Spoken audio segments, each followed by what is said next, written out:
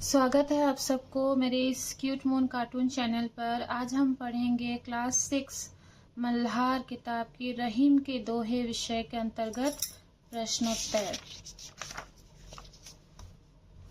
देखिए, रहीम के दोहे। मेरी समझ से नीचे दिए गए प्रश्नों का सबसे सटीक उत्तर कौन सा है, उसके सामने तारा बनाइए। रहीमन जिह्वा बावरी, कही गई सरक पताल, आपू तो कही भीतर रही, जूती खात कपाल। दोहे का भाव है, सोच समझ कर बोलना चाहिए, मधुर वाणी में बोलना चाहिए, धीरे धीरे बोलना चाहिए, सदा सच बोलना चाहिए। तो देखिए इसका सटीक उत्तर सोच समझकर बोलना चाहिए। अब देखिए दूसरे प्रश्न भी मैंने लिखे हैं यहाँ पर। रहीमन देखी बड़ेन को, लघु न दीजिए डारी, जहाँ काम आवे सुई, कहाँ करे तलवारी। इस दोहे का भाव क्या है? हर छोटी बड़ी चीज का अपना महत्व होता है। हर छोटी बड़ी चीज का अपना महत्व होता है। अब देखिए आगे, मिलकर करें मिलान। एक स्तंभ है, एक में कुछ 3 वाक्य दिए गए हैं और उसके यहाँ पर सही भाव दिए गए हैं, आपको इसको मिलान करनी है। देखिए, रहीमन धागा प्रेम का, मत तोड़ो छिटकाए, टूटे से फिर ना मिले, मिले गांठ परी जाए। तो उसका अर्थ है प्रेम या रिश्तों को सहेज कर रखना चाहिए। प्रेम या रिश्तों को सहेज कर रखना चाहिए। कही रहीम संपत्ति सगे, बनत बहुत बहुरीत, विपत्ति कसौटी जे कसे, ते ही साचे मीत। सच्चे मित्र विपत्ति या विपदा में भी साथ रहते हैं। सच्चे मित्र विपत्ति या विपदा में भी साथ रहते हैं। तरुवर फल नहीं खात है, सरवर पिया ही न पान, कही रहीम पर काज हित, संपत्ति सचहि सुजान। सज्जन परहित के लिए ही संपत्ति संचित करते हैं। सज्जन परहित के लिए ही संपत्ति संचित करते हैं। अब आगे भी देखिए, पंक्तियों पर चर्चा। नीचे दिए गए दोहों पर समूह में चर्चा कीजिए और उनका अर्थ या भावार्थ अपनी लेखन पुस्तिका में लिखिए। जैसे सबसे पहला कॉम है, रहीमन विपदाहु भली, जो थोड़े दिन होए, हित अनहित या जगत में, जानी परत सब कोए। ठीक है, अब देखिए, रहीमन विपदाहु ... मैंने लिखे परत सब कोए।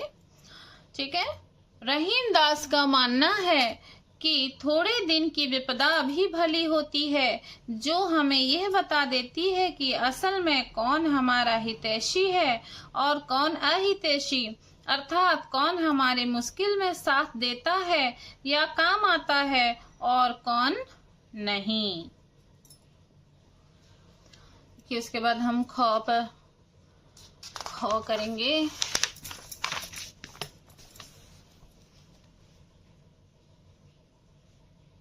ठीक है, ख देखिए यहाँ पर, रहीमन जिह्वा बावरी, कही गई सरक पताल, आपू तो कही भीतर रही, जूती खात कपाल।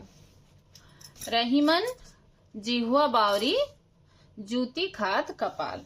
रहीम दास का कहना है कि हमारी जीभ बिल्कुल बावरी है, यानी पागल सी है। यह कई बार ऐसा कुछ बोल देती है कि हम मुश्किल में पड़ जाते हैं।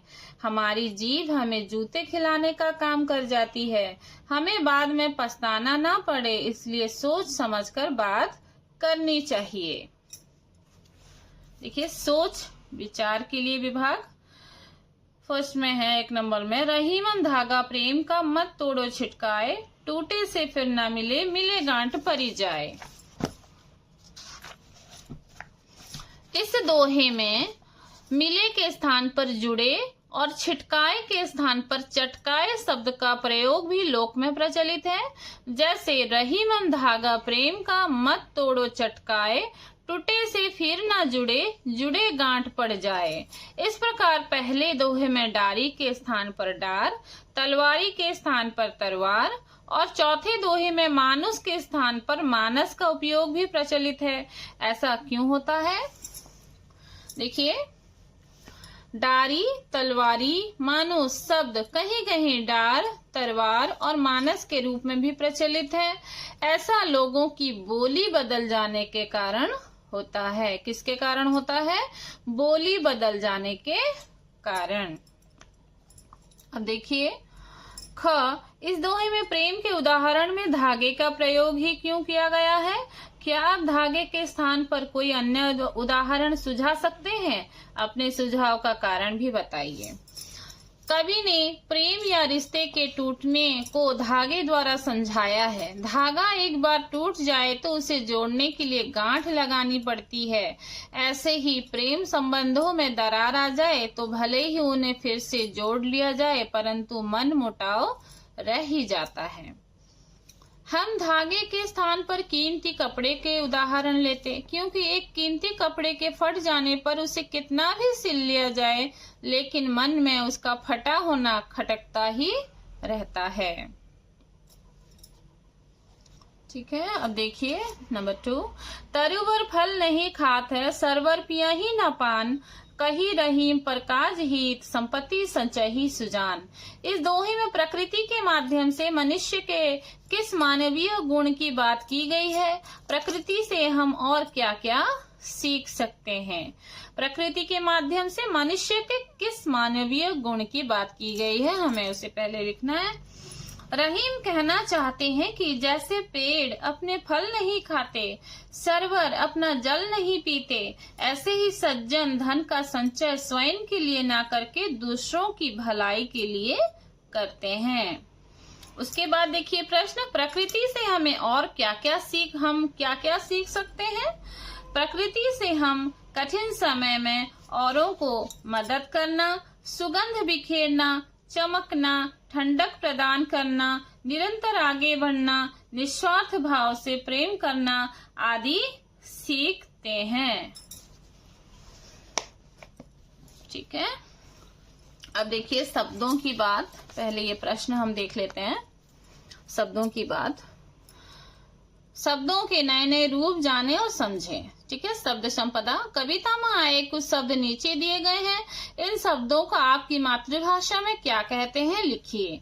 जैसे तरुवर है, विपत्ति, छिटकाए, सुजान, सरवर, सांचे, कपाल।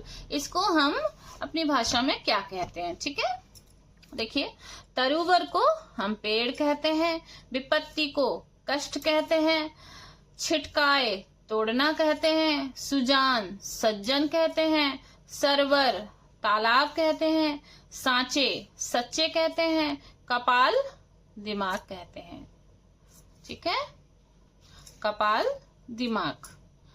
अब आगे बढ़िए। शब्द एक, अर्थ अनेक।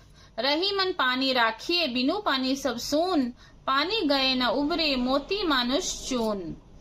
तो इसी तरह से इस दोहे में पानी शब्द के 3 अर्थ हैं, सम्मान है, जल है और चमक भी है। इसी प्रकार कुछ शब्द नीचे दिए गए हैं। आप भी इन शब्दों को 3-3 अर्थ लिखिए। आप इस कार्य में शब्दकोश, इंटरनेट, शिक्षक या अभिभावक की सहायता भी ले सकते हैं। तो कल के और कुछ अनेकार्थी शब्द, कल को हम और किस तरह से हम लिखते हैं, समझते हैं। जैसे देखिए पानी, इसको हम सम्मान भी कहते हैं, जल भी कहते हैं, चमक भी समझते हैं। और कल, आने वाला दिन को भी हम कल कहते हैं, पिछला दिन को भी हम कल ही कहते हैं। मशीन, उसे भी हम कल कहते हैं। चैन या सुख, जैसे कहा जाता है मुझे तो किसी कल चैन नहीं, तो उसी तरह से भी इसको भी कहा जाता है चैन या सुख। पत्र, उसके बाद पत्र को चिट्ठी भी कहते हैं। पत्र का अर्थ पत्ता भी है, पत्र का अर्थ समाचार पत्र भी है। कर हाथ कहते हैं, किरण भी कहते हैं कर को, और टैक्स भी कहते हैं कर को। फल, एक फल भी है, एक उसको परिणाम भी, जैसे रिजल्ट को भी हम फल कहते हैं। ठीक है, अब देखिए ये पाठ से आगे है, इसको करने की जरूरत नहीं है, लेकिन देखिए आज की पहेली। 2 अक्षर का मेरा नाम, आता हूँ खाने के काम, उल्टा होकर नाच दिखाऊं, मैं क्यों अपना नाम बताऊं। तो ये कैसे होगा, देखिए इसका उत्तर है चना। क्या है, चना। चना को अगर हम उल्टा दें तो क्या होगा, नाच। तो उसने वहीं पर कहा भी गया है, उल्टा होकर नाच दिखाऊं, मैं क्यों अपना नाम बताऊं। ये क्या है, चना। एक किले के 2 ही द्वार, उनमें सैनिक लकड़ीदार, टकराए जब दीवारों से, जल उठे सारा संसार। एक किले के 2 ही द्वार, देखिए इसका उत्तर है माचिस। माचिस में 2 द्वार होते हैं खुलने के लिए, और उनमें सैनिक होते हैं लकड़ीदार। और सैनिक मतलब उसमें अंदर की जो स्टिक होती है, और उसको अगर हम दीवारों से घिस दें तो सारा संसार जो है वो जल उठता है। उत्तर है माचिस। तो देखिए ये विषय यही खत्म हुआ।